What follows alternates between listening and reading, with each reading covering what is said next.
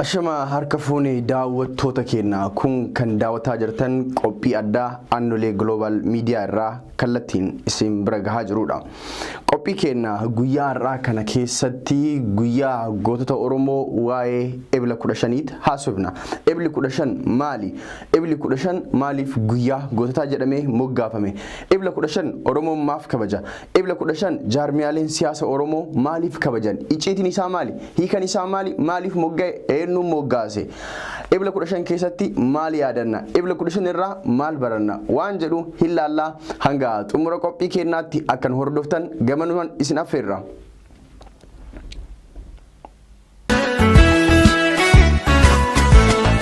Beelli 15 guyyaa gootawwan gaafa tayyuun keenya wal faana dhumanii shiftaan Somaaliyaa addaan baasuuf yaalee.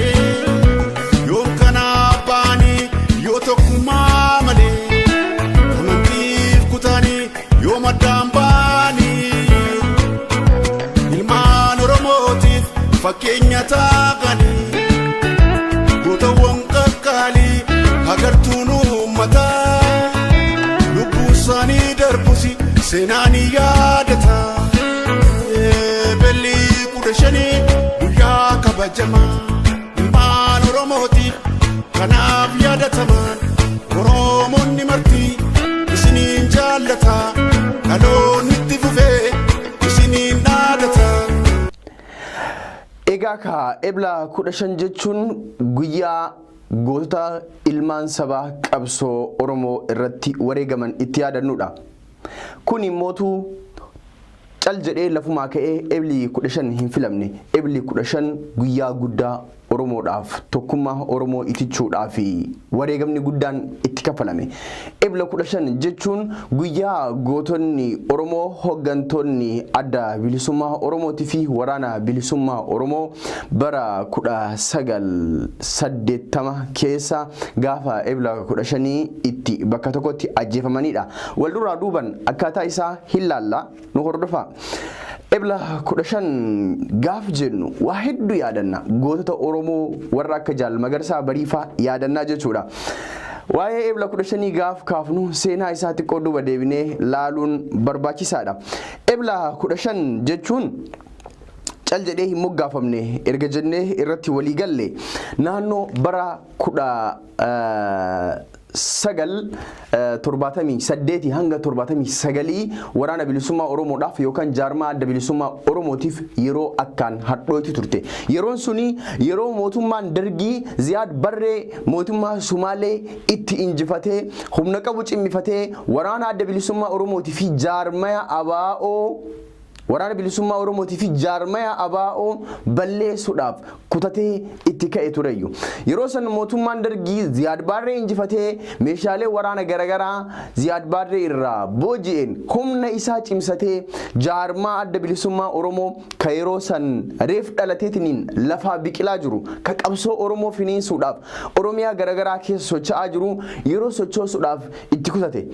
Humni Dargii meeshaa hidhannoo ammayyaa kottee kaasee hanga mataatti hidhate qabaachuu waliin hidhannoo dabalataa bitachuudhaan waraana bilisummaa Oromootiif jaarmaa ABO jedhamu balleessuudhaaf yeroo ka'edha. Yeroon kuni waggaa 38 duraa jechuudha. Bara 1980 keessa ture.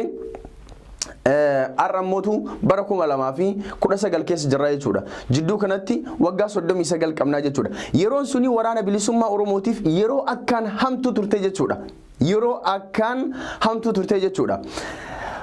Dargiin waraana bilisummaa Oromootiif jaarmaa ABO balleessuudhaaf qabsoo hammana hin jedhamne gaggeessaa ture. Garuu haa ta'u namni dhugaan biyya ofiitiif falmatu, namni dhugaan biyya isaatiif qabsaa'u uf kenniinsaan waan qabsaa'uuf lubbuu ofiitirraa bahee waan qabsaa'uuf dantaan biyyaa dantaan uummataa lubbuu akka caaltu waan beekuuf wareegama hunda baasuudhaaf wareegama hunda kaffaleetiniin waan qabsaa'aa tureef salphumatti waraana Dargii ofirraa qolachuudhaan injifannoo argameen amajjii tokko bara 1980 walitti dhufee ayyaana isaa ayyaana injifannoo kabajachuu danda'ee jechuudha. sana booda ji'a bitootessaa keessa bara 1980 ji'a bitootessaa keessa hooggantoonni waraana bilisummaa Oromootii fi hooggantoonni jaarmaa ABO injifannoo karaa lolaatiin argame san karaa siyaasaatiinis cimsuudhaan walitti dhufaniitiin walgahii ajaa'ibaa gaggeeffatan. Walgahii kanarratti qabsoo bilisummaa Oromoo biyya keessaa fi biyya alaatittis finiinsuun dirqama akka taate irratti waliif galame jechuudha. Yeroo san hooggantoonni qabsoo bilisummaa Oromoo yookaan hooggantoonni jaarmaa ABO biyya alaa jiran biyyoota garaagaraa keessatti haala qabsoo bilisummaa Oromoo mijeessaa turan. Fakkeenyaaf biyya Sumaalee magaalaa Maqdishootti waajjira ABO banuudhaan biyya san keessatti qabsoo bilisummaa Oromoo finiinsaa turan. Hooggantoonni bilisummaa Oromoo warri jaarmaa ABO hoogganan warri biyya keessa jiranis gara biyya alaatti deemuudhaan gara Somaaleetti deemuudhaan waajjira Somaalee jiru san eebbisiisuu fi akkasuma qabsoo bilisummaa akka Oromootti gaggeessan san irratti deeggarsa mootummaa Somaaliyaa irraa barbaacha gara Somaaliyaa imalanii jechuudha.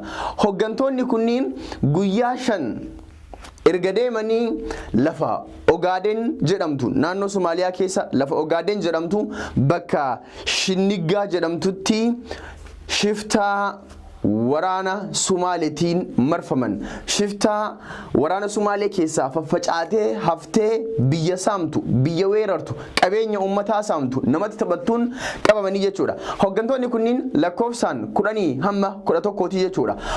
Jilli hooggantoota kanaan yeroo Somaaliyaa Ogaaden bakka Shinnigaa jedhamtu san gahuu shiftaadhaan marfame. Jilli kun hayyuduree ABO yeroo sanii Jaal Magarsaa Barii hayyuduree ABO fi hoogganaa waraana waliigalaa bilisummaa Oromoo ture jechuudha. Jilli kun isaan hoogganamaa osoo deemu qabame. Yeroo qaban hooggantoota bilisummaa Oromoo kana gatteessisuudhaan, tumuudhaan, reebuudhaan, uffata isaanii irraa baasuudhaan, qullatti isaan hambisuudhaan itti taphataa turanii jechuudha. Dhumarratti erga waan san hunda godhanii geessanii booda amma isin ajjeessu ennaa garuu yeroo isin ajjeefnu kana nuti islaama waan taaneef warra islaamaa hin ajjeefnu, isin warri islaamaa kophaa tokkotti bahaa, warri kiristaanaa kophaa tokkotti bahaa, warra islaamaa dhiifnetiin warra kiristaanaa ajjeefnaa jedhanii waraanni shiftaan waraana Somaalee keessaa harca'e suni filannoo kana hooggantoota bilisummaa kanaaf dhiyeessee jechuudha. Yeroo kanatti raajiin tokko uumame. Namni sadarkaa sanitti filannoon dhumaa dhiyaate fi du'aaf jireenya jidduu jiru waan nama ajaa'ibu, waan tokkummaa Oromoo jabeessu, waan har'a icciitii kenna, jabina kenna har'aa kana nuuf laate seenaa guddaa tokko lafa kaa'anii addunyaa irraa boqotanii jechuudha. Hooggantoonni sunniin deebii tokko qofa waraana sanii deebisan. Yoo nu dhiiftan walumaan nu dhiisa. Nuti amantaadhaaf miti kan qabsoofnu. Nuti oromummaadhaaf qabsoofna. Oromummaaf jennee manaa baane, Oromoodhaaf jennee manaa baane amantaadhaan wanti walganneetiniin tokko du'ee tokko hafuuf hin jiru. Yoo nu dhiiftan walumaan nu dhiisa. Yoo nu ajjeeftanis walumaan nu ajjeesaa jedhaniin jechuudha. Sana booda hayyee erga waliin du'uu fidattan jedhaniitiin waraanni shiftaan Somaalee kuni hooggantoota bilisummaa Oromoo Jaal Magarsaa Bariitiin hoogganaman kan qabsoo bilisummaa Oromoo biyyoota ollaa keessatti babal'isuudhaaf Oromiyaa irraa miilaan karaa Maqdishootti deemaa jiran bakka tokkotti ajjeesanii jechuudha. Asirraa maal baranna? Hooggantoonni bilisummaa Oromoo barasan bara 1980 gaafa ebla 15 lafa Shinnigaa jedhamtu naannoo Somaalee Ogaadenitti ajjeefaman suni gaafsan nuti amantaan gargar hin baanu, nuti Oromoodha Oromummaaf qabsoofna malee amantaa fi miti, nuti Oromoon amantaaf gargar hin baanu jedhanii du'uun isaanii jabina kenna sadarkaa har'a irra geenne kanaaf bu'uura guddaa nu buuse jechuudha. Har'a Oromoo hunda yoo laaltan Oromoon amantaadhaan wal qoodu tokkollee hin jiru jechuudha. Oromoon amantaadhaan walitti buusuudhaaf diinni waggaa 27 wanni inni hin godhin hin jirtu, garuu Oromoon amantaadhaan walitti hin buune. Kun cimina ergaa jaallan kennaa wareegama lubbuu irratti kaffalanii jechuudha. Hooggantooti gaafsan Shinnigatti ajjeefaman sunniin eenyu faadha? Jaal Magarsaa Barii hoogganaa adda bilisummaa Oromootii fi hoogganaa waraana bilisummaa Oromoo waliigalaa, akkasuma Jaal Gadaa Gammadaa itti aanaa hoogganaa waraana bilisummaa Oromootii fi jaarmaa bilisummaa Oromooti. Abboomaa Mitikuu Higgazuu Bantii falmataa yookaan caccabsaa, faafamaa dooyyoo, irra aanaa qacalee, marii galaan, dhaddachoo boruutii fi dhaddachoo mul'ataati. Isaan kanniini urjii saba Oromoo, urjii ummata cunqurfamoo, urjii gaanfa Afrikaatii fi urjii Afrikaa guutuu warra Oromummaaf jedhee amantaan gargar hin baanu jedhee tokkummaa jidduu Oromootitti laliftee daraarte kanaaf bu'uura nuuf kaa'e warra ifa har'aa ijaan agarru kana ufii dhabamee nu agarsiise hoggantoota kanniini jechuudha. Guyyaan kuni Ebli 15 guyyaa urjiiwwan sabaa, urjiiwwan Afrikaa hoggantoota Jaal Magarsaa Bariitiin hogganaman itti dhabneedha jechuudha. Kanaaf guyyaa kana gubbaa dhaabbannee Ebla 15 jenneetiniin guyyaa hundaa waggaa waggaan isaan yaadanna. Guyyaa kana keessatti isaan qofa miti kan yaadannu. Uummanni Oromoo erga waanjoo gabrummaa keessatti kufee eegalee warra bilisummaa saba kanaatiif wareegaman hunda guyyaa itti yaadannuudha jechuudha. Warra bara Minilik san duras, warra bara Hayila Sillaasee, warra bara Dargii, bara Wayyaanee kana askaluu kanallee warra wareegaman hunda guyyaa itti yaadannu jechuudha. Guyyaan kuni guyyaa waadaa qabsoo keenya itti haaromfannu jechuudha. Guyyaa kakuu qabsoo keenya itti haaromfannu jechuudha. Guyyaa xiiqidhaan biyya keenya saba san lamuu akka gabrummaa jalatti deebi'ee hin kufneef, guyyaa tokkummaan uummata Oromoo kun deebi'ee akka hin diigamneef itti xiiqofnu jechuudha, itti waadaa gallu jechuudha. Guyyaa tokkummaa amma jirtuna cimsine daran kana caalaa tokkoomne gaanfa Afrikaa san ta'e Afrikaa guutuurratti abbaa ta'uudhaaf itti hojjennu jechuudha. Guyyaa mirga uummata Oromoo qofa osoo hin ta'in guyyaa mirga cunqurfamoota hundaa kabachiisuudhaaf itti qabsaa'uudhaaf kakuu keenya itti haaromfannu jechuudha. Walumaa galatti gabaabinaan yoo kaafne seenan Ebla 15 akka kana. Guyyaan Ebla 15 kuni guyyaa guyyaan waggaa waggaan akka kabajamuuf kan labse jaarmaa adda bilisummaa Oromooti jechuudha. Jaarmaa adda bilisummaa Oromoo kanarra bakka sagalitti wal qirce kana osoo hin tahin gaafsan qabsaa'onni Oromoo hundi isaanii gaaddisa abaa'oo yookaan adda bilisummaa Oromoo jala turanii jechuudha. Gaafsan Oromoon adda tokko jalatti ijaaramee diina isaatiin lolee jechuudha. Guyyaa kana kan kabaju jaarmaa adda bilisummaa Oromoo kan Jaal Daawudii Ibsaatiin hogganamu qofa miti. Guyyaa kana Oromoo guutuu kabaja. Guyyaa kana jaarmiyaa Oromoo hunda kabajaa jechuudha. Yoo ODP RA OPDO kaleessaatiin alatti taateen alatti jaarmiyaaleen Oromoo hundi guyyaa kana hin kabajanii jechuudha. Guyyaan kuni guyyaa jaarmaa abaa'oo baraaruudhaaf hoggantoonni keenya itti kufan osoo hin tahin guyyaa tokkummaa saba kanaa itti baraaruudhaaf itti kufanidha. Kanaaf jaarmiyaaleen siyaasaa hundi ummati Oromoo bal'aan guyyaa kana kabajataa jechuudha. Guyyaan kun guyyaa seenaati. Guyyaa kana kabajuun gootota keenya faarsuun warra nuuf jedhee ofii biyyee ta'e warra ifaarraa kana nu agarsiisuuf dukkana san keessatti kufee guyyaan itti yaadannu maaliif yaadanna maaliif faarsina dhaloonni haarofti bor biyya kanaaf ummata kanaaf akka qabsaa'u ummata kanaaf akka kufu ummata kanaaf akka wareegamu oomishuudhaaf jechuudha. Gootowwan kaleessa seenaa gaarii dalaganii qabsoo sabaati irratti kufan kan faarsinuuf seenaa isaanii kan dhaadheessinuuf bor Oromoon gootota kumaatamaan akka horatuuf jechuudha. Walumaa galatti Ebli 15 kana fakkaata. Irra deebinee baga Ebla 15 guyyaa yaadannoo gootota Oromootiin isiniin gahe isiniin jenna. Egaa ka qophiin keenya guyyaa irraa kanumaan goolabamaa sagantaa biraatiin hanga walitti deebinutti nagaan nuuf tura.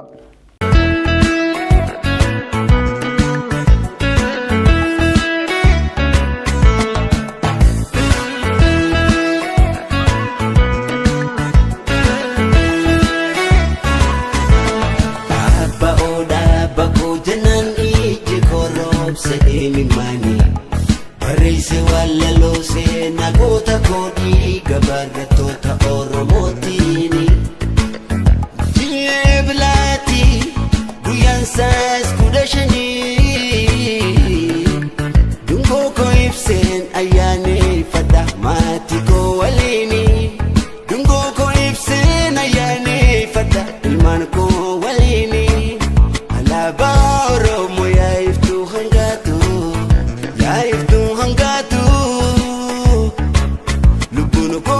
meeqa sin ka yaadatamtu sin ka yaadatamtu garaan na gubatee sammuu na dhiphisaa oguu yaadate gootoowwan kaleessaa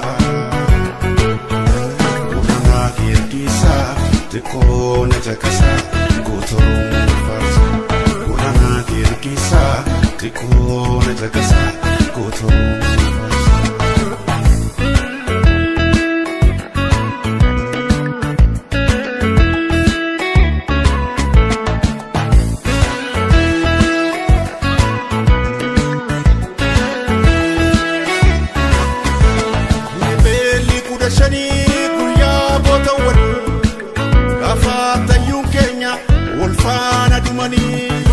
Shiftaan Somaaliyaa addaan baasuuf yaale yoom kana baanii yoo tokkummaa malee amantiif kutaanii yoom addaan baanii ilmaan Oromootiif fakkeenya taa'anii gootawwan qaqqaalii agartuun uummataa lubbuu isaanii darbusi seenaanii yaadata. Guyyaa kabajamaa ilmaan Oromootiif kanaaf yaadataman Oromoonni marti isiniin jaallata dhaloonni itti fufee isiniin dhaadata garaan na gubatee sammuu na dhiphisaa oguu yaadate gootoowwan kaleessaa gurranaa hirkisaa xiqqoo na caqasaa gootoowwan faarsaa gurranaa hirkisaa xiqqoo na caqasaa gootoowwan faarsaa.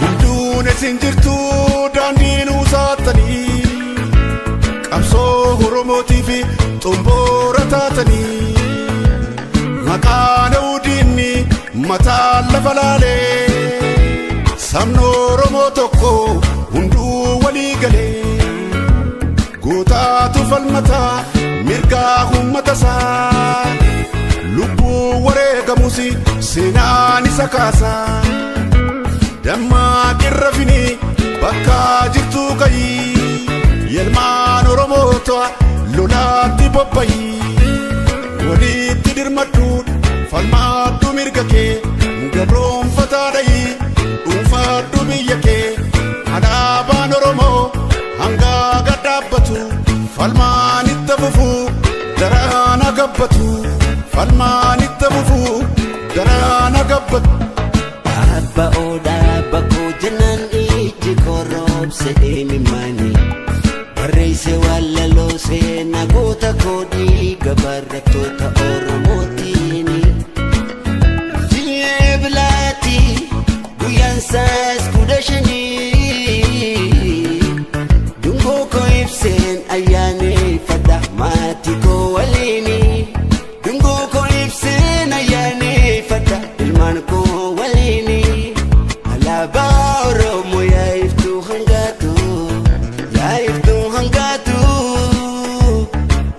lubbuun koota meeqa sin ka yaadatamtu sin ka yaadatamtu garaan na gubatee sammuu na dhiphisaa oguu yaadate gootoowwan kaleessaa gurranaa hirkisaa xiqqoo na caqasaa gootoowwan faarsaa gurranaa hirkisaa xiqqoo na caqasaa.